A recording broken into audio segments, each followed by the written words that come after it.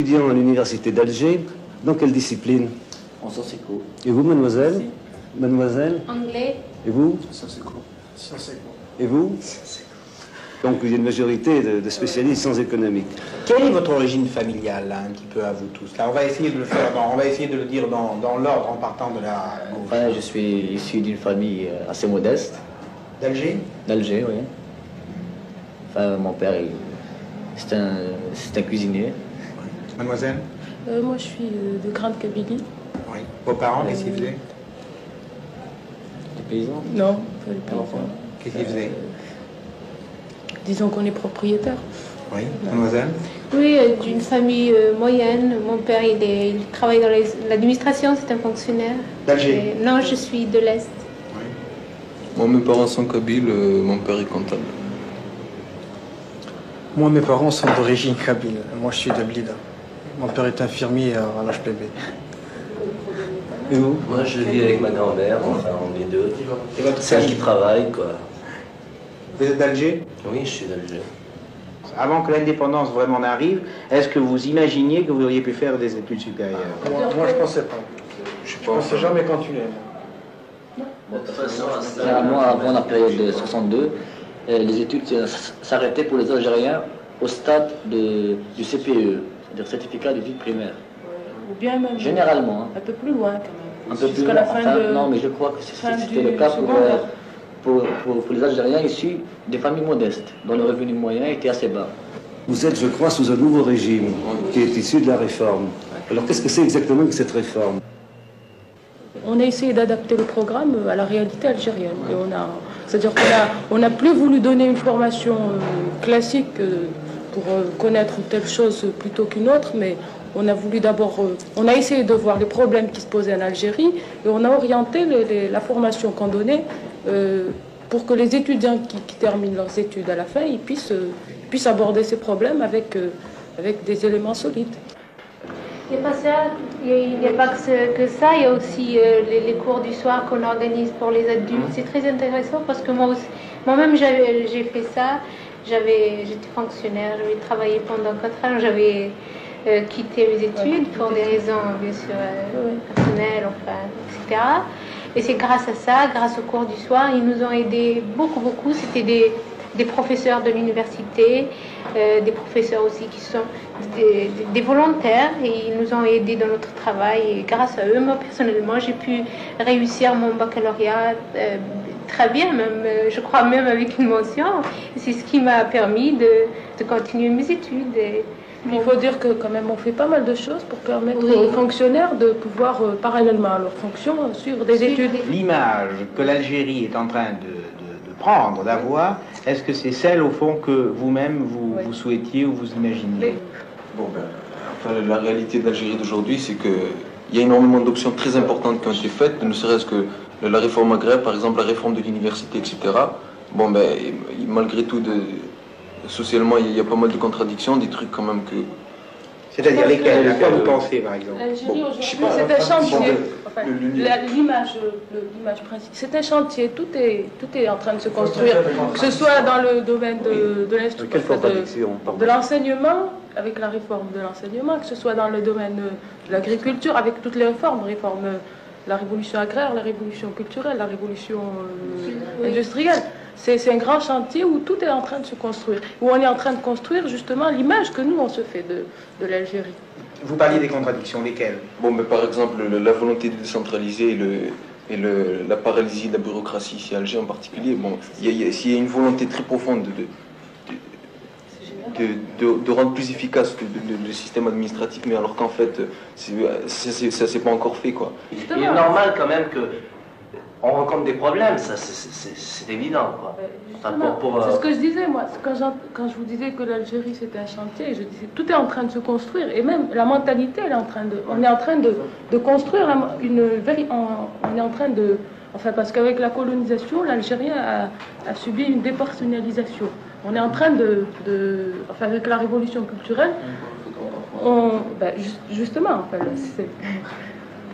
le fait que je suis en train de parler en français, et je peux dire même que je pense en français, c'est c'est une preuve de la dépersonnalisation. Enfin, on a reçu toute l'éducation qu'on a reçue, toutes les idées qu'on a reçues, c'est des idées françaises, c'est une éducation française, ou du moins copiée à la française. Et maintenant, on essaye, enfin pour nous, je ne sais pas si on est récupérable, je pense, j'espère, mais pour les générations à venir, on essaye que ce soit des Algériens avec...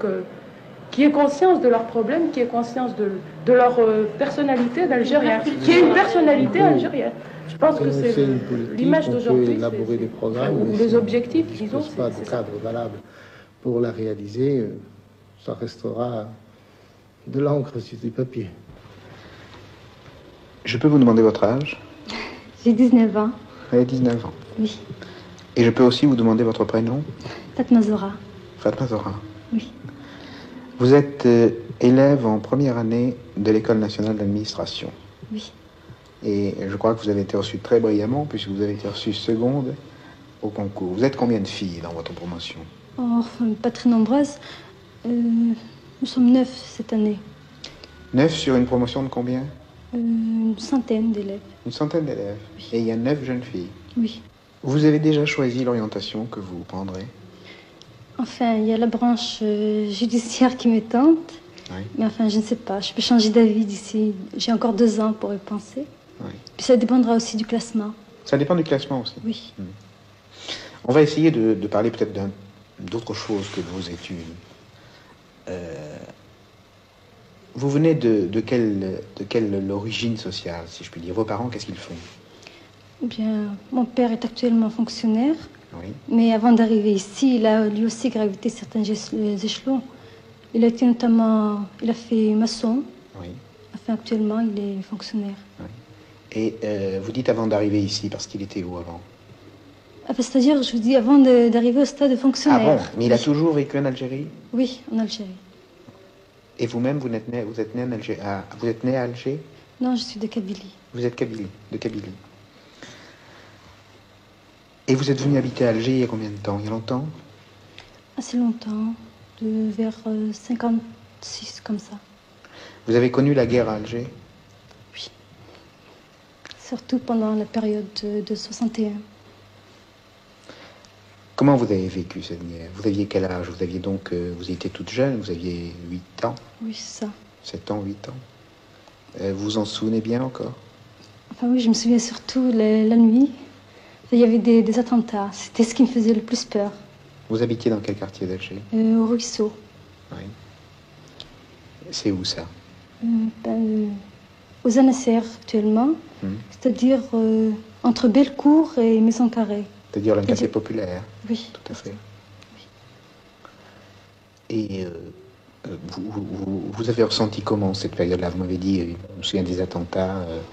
Vous aviez peur, je suppose? Oui. D'ailleurs, même actuellement, je ne sais pas, il me semble que c'est une sorte de traumatisme. Je déteste les pétards. Vous savez que chez nous, pour le Mouloud, qui est une fête religieuse, on a... Enfin, je ne sais pas comment dire. On fait éclater des pétards pour montrer la venue au monde du prophète. J'en ai horreur. Je veux dire, je ne peux pas supporter le pétard. Ça peut être ça. Pardonnez-moi de vous poser cette question. Est-ce que votre famille a souffert de cette période de la guerre? Directement. Mon père a été emprisonné environ 1 année. C'était justement à la période de 60. Et j'ai une sœur qui a perdu son mari. Elle était justement en djihad.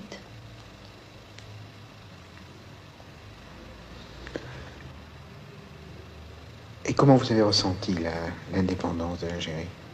Vous étiez toute jeune, bien sûr. Oh, j'étais jeune, mais enfin, je ne peux pas l'exprimer. Je crois que ce sont des choses qui ne s'expriment pas. Ça se ressent, c'est tout.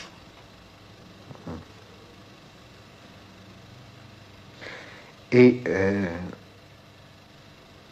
ce que l'Algérie est en train de devenir, est-ce que c'est quelque chose que vous ressentez aussi? Évidemment. Surtout lorsque, jeune, on a ressenti la guerre, enfin, on a vécu certaines phases. Les changements qui s'opèrent actuellement nous touchent directement. Et c'est en quelque sorte, on en est fiers, quoi. est-ce que votre mère est une Algérienne traditionnelle? Oui, C'est une femme voilée? oui. Une femme voilée qui n'a pas un mot d'instruction. Oui. Et est-ce que pour vous, il aurait été imaginable de vivre comme votre mère a vécu? Je veux dire, pas tellement sur le plan du niveau social, mais sur le plan de la tradition. Oh non, pas du tout. Pourquoi ça?